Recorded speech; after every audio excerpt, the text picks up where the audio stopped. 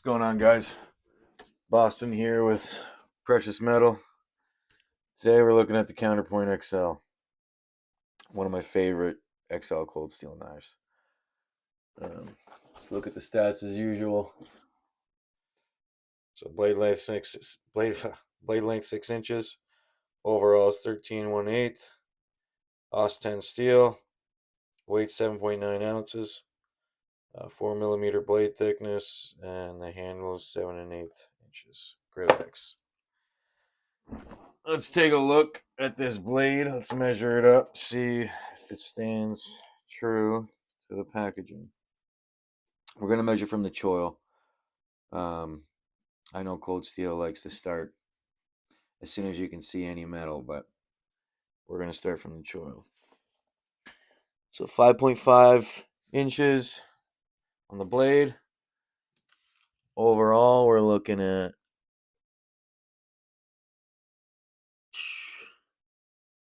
12 3/4, I'd say. So a little shy from what the package says, but that's okay. Let's check the weight as well. 7.9.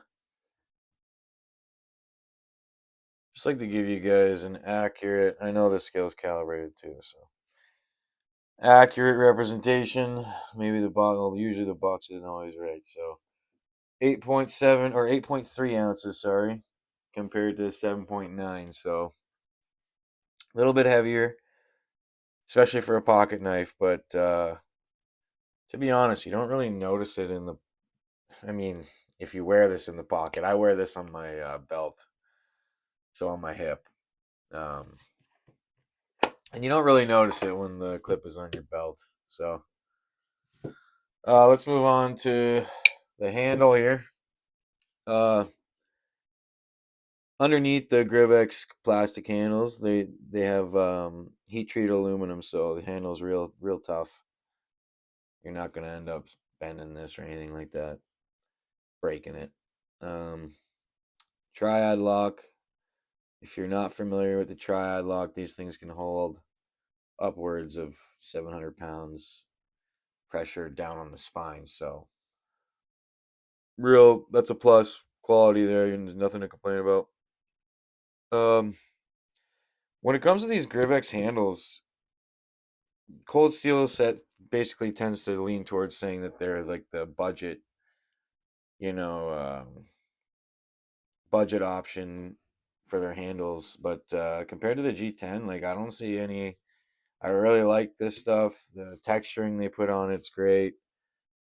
No complaints about that. I really like the handle on this. Every spot, there's no hot spots. Everything just feels really good on it. Like I said before, this is one of my favorite cold steels. At the end of the pommel here, it just separates a bit, so you get a good reverse grip. They have a little groove here, so your thumb fits in there real good. You can get a perfect grip just about anywhere on this knife, so no complaints about the handle here. Moving forward, we'll talk about this blade. We got Austin steel. Austin steel it's nothing special. When I look it up on the internet, they like to talk about it like it's not as much in the budget realm, but I'd say it is. It still needs tedious care. Like you can't have any. You'll get oxidization if you have any moisture in the air or sitting on the knife if you wash your hands. Blah blah blah. So just make sure to be cautious about that. You don't want to have any rust coming up on the blade. At least I know I really hate that. Maybe some people like the patina, but definitely not me.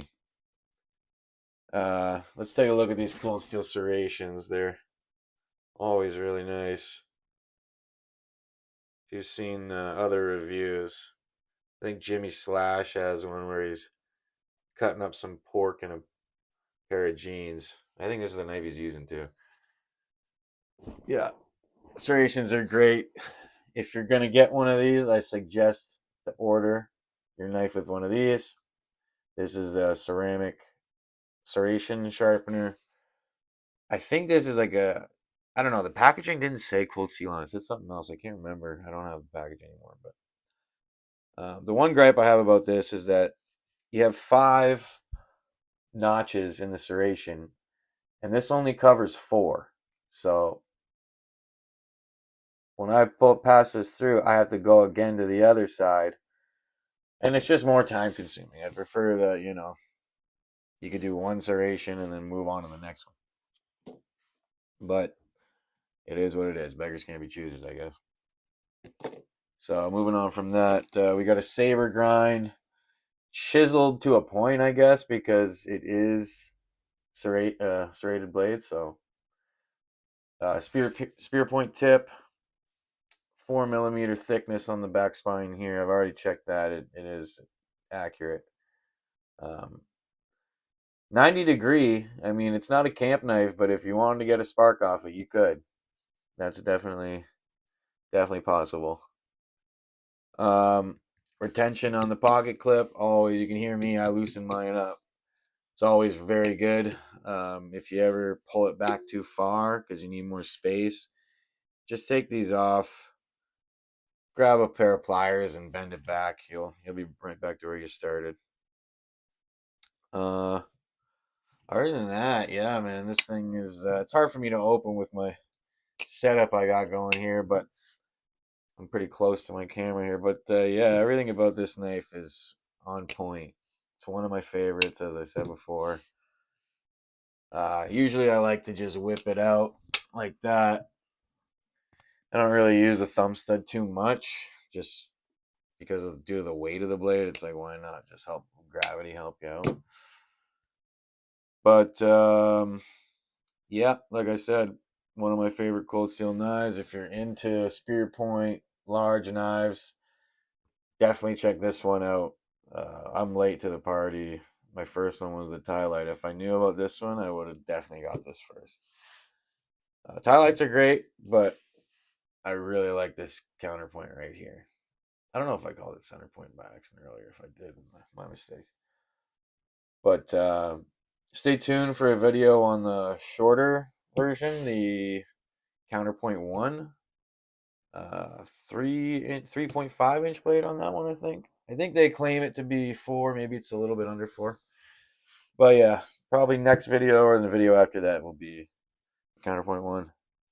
So as always, like and subscribe. Thanks, guys.